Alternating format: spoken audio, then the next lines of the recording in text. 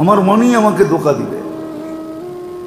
আজকে আমরা সবাই এটা শিকার, আমার জীবনটাই আমাকে ধোঁকা দিবে। শুধু শুধু তো বলেন নাই, শুধু শুধু তো বলেন না লা ইয়াগুররান্নাকুম, তোমরা ধোঁকার শিকার হও না। আজকে আমরা সবাই ধোঁকার শিকার। ধোঁকার শিকার হওয়ার কারণেই একটা জিনিস প্রতিফলিত হইতেছে না। শুধু অভিযোগ করতে পারি জীবনটা ছোট, কিন্তু জীবনটা ছোট হইলে কি হবে, কতটুকু মূল্যে ভরা এটা তো কোনোদিন ভাবি নাই। অভিযোগ করতে পারি যে আমার জীবনটা তো ছোট, ছোট জীবনে কত কিছু ছোট জীবনে কতটুকু করা যায়, কতটুকু আমি করতে পারবো, কিন্তু ছোট জীবনটার মুহূর্তগুলা কত দামি এটা তো কোনোদিন ভাবি না। এই জীবনের মুহূর্তগুলা কত দামি। ছোট হইলে কি হবে, দামি। হীরার ওজন তো কেজি হিসাবে হয় না, তোলা হিসাবে হয় না। হীরার ওজন, হীরার ওয়েট কেজি হিসাবে হয় না। কিন্তু হীরা কার্বন, কার্বন চিনেন? কয়লাকে কার্বন বলে, হীরাও কার্বন। হীরা কয়লার ভিতরেই তৈরি হয়। আল্লাহ হীরা তৈরি করেন কয়লার থেকে, এটাও কার্বন।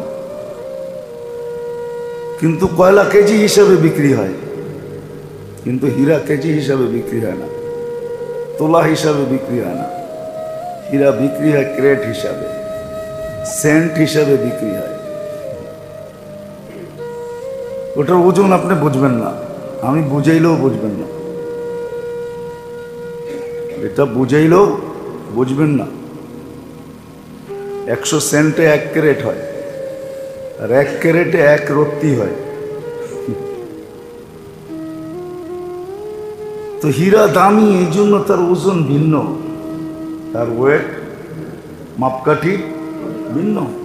আপনি বলবেন এটা তো ছোট, চোখে লাগে না। আমি বলবো এটা 1 ক্যারেট, আপনি বলবেন চোখে লাগে না। কিন্তু দাম যখন কিনতে যাবেন 1 ক্যারেট, তখন যে দেখবেন চক্ষু কপালে উঠবে। 2.5 থেকে 3 লক্ষ টাকা দিয়ে কিনতে হবে যদি ভালো কোয়ালিটির হয় 1 ক্যারেট।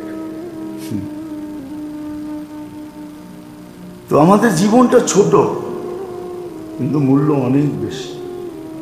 যেমন হীরা আকৃতিতে ছোট, কিন্তু কিনতে গেলে দাদা লাগা যায়, এত দাম।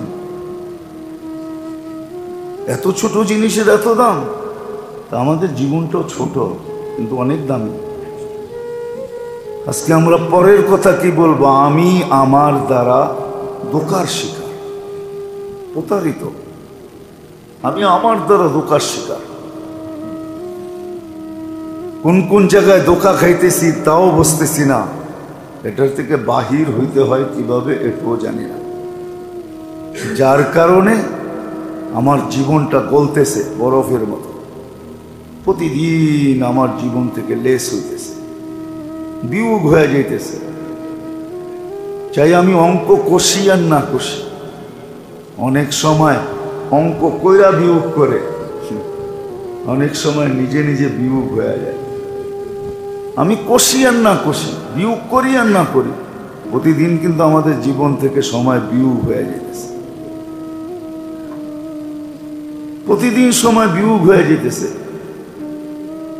প্রতিদিন আমি দুনিয়ার থেকে দূরে সরতেছি, প্রতিদিন আমি কবরের কাছে যেতেছি, প্রতিদিন মৃত্যু আমার কাছে আসতেছে, আমি মৃত্যুর কাছাকাছি হইতেছি।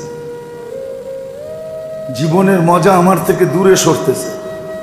হয়তো ভাবি যে আজকে মজা করি নাই, কালকে করে নিব। না না না, প্রমাণ দুনিয়াতে আছে। প্রমাণ দুনিয়াতে 1 নাই, 2 নাই, হাজারও আছে। হাজারও কেন, লক্ষ বলা যাবে। লক্ষ কেন, কোটি বলা যাবে। সারা দুনিয়ায় আছে। স্বপ্নের ঘর বানানো হয়েছে বটে, কিন্তু 1 রাত্র তার থাকা হয় নাই, সে কবরে। তার ডাইনেও মাটি, বামেও মাটি, নিচেও মাটি, উপরে আরো চাপা মাটি, কিন্তু স্বপ্নের ঘরে তার একদিনও থাকা হয় নাই। এরকম প্রমাণ আমাদের দেশে অনেক আছে। অনেক আছে, গুনতে গেলে বিরাট বড় একটা খাতা লাগবে, একজন ম্যানেজার লাগবে, লম্বা অর্থ খরচ হবে, খুঁজে খুঁজে খুঁজে খুঁজে এগুলাকে চিহ্নিত করার জন্য আল্লাহ দেখায় দিয়েছেন। এই জন্য মেরে দোস্ত, আল্লাহ করুক বুঝে আসুক,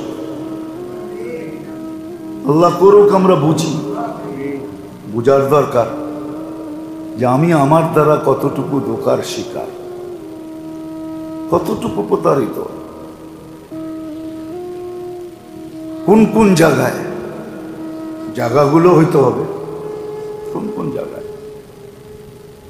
মানবেন না, তারপরও বলতেছি, আমি জানি আমার জাতি মানবে না, কিন্তু তারপরও বলতেছি, উচিত তো ছিল 14 বছর পর্যন্ত নিজের সন্তানের যে সময়টা, ওটাকে এমন জায়গায় ব্যয় করানো যে পুরোটা সময় আমার কাছে চলে আসে, উচিত তো ছিল,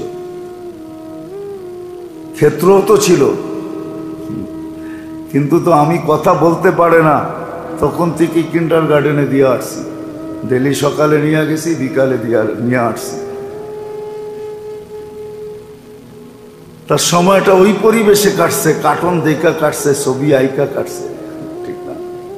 হ্যাঁ, কিয়ামতের দিন যদি আল্লাহ কেলেম করে যে এই সময়টা তো তোমার ছিল, তুমি নিতে পারতে, কবুল নিতে পারতে, কবুল তোমার আমল নামায় আসতো, পারতে, কিন্তু কেন নিলে না? তখন এটাই বলবো হয়তো যে আল্লাহ ধোঁকার শিকার হয়ে গেছে, বুঝি নাই। কিন্তু ওই দিন বুঝবে, কিন্তু ওই বুঝ কোনো কাজে দিবে না।